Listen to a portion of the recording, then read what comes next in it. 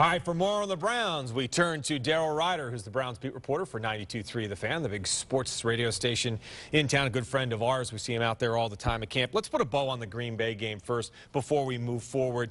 Still, it is preseason. You don't get too hyped up about it, but still to be 2-0 for the first time in 7 years, you're out there to still win games and show progress, are you not? Yeah, you feel really good about the 2-0 start, and as you mentioned, it is preseason. Last time they went 2-0 in the preseason, they finished 6-10 in 2005.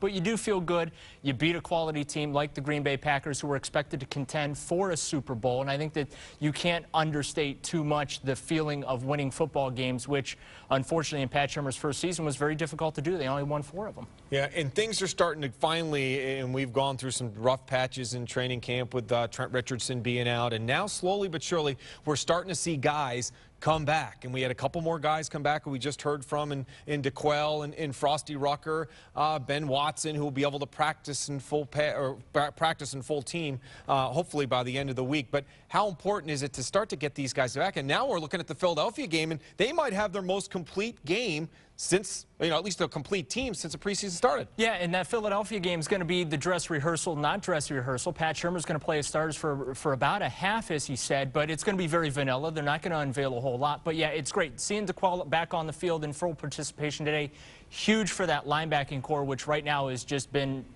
literally hammered with injuries. You've had to play a couple of young guys in there for the first couple of weeks, so great to see him back. Ben Watson, getting him healthy again over at tight end, which is going to be, on the back end of that position, a very tough call when roster cuts come down. And then, so getting some of these players back and getting them snaps in the preseason, very, very important for this football team, because it's been difficult on Coach Shurmur and his staff to really get these guys going, because there's not been a lot of chemistry because so many bodies have been out. Yeah, one of the guys that seemed to be the people that we went and kind of milled around today, the media, was Travis Benjamin. I mean, he's a young guy. He's obviously a rookie, kind of a small guy, and I think people were concerned because he was out so long after that first preseason game. Just soreness is what we were told, really what we're all told. But people around him today asking him, hey, can you take the beating? Can you take the pounding? He was kind of surprised that he was getting these questions.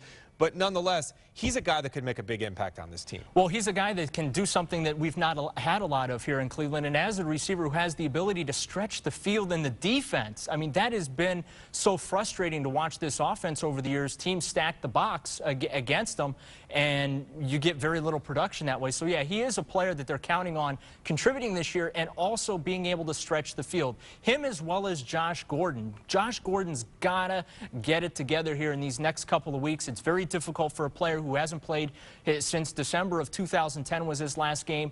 That's tough on Josh, but he's being counted on to contribute as well as Benjamin. But he's really fast. I think Benjamin's going to be just fine. Trent Richardson, we're 10 days out from the surgery that he had, and still the questions, when are we going to see him back?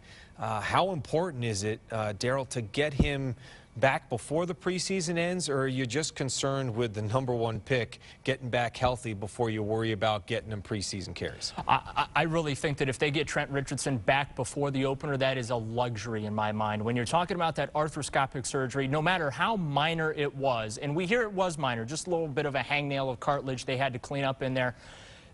Regardless, it's a procedure, and that takes about 4 weeks to come back from, which is will be the timetable to be ready for September 9 against the Philadelphia Eagles. So, yeah, sure, you'd love to get Trent Richardson back for that 4th preseason game.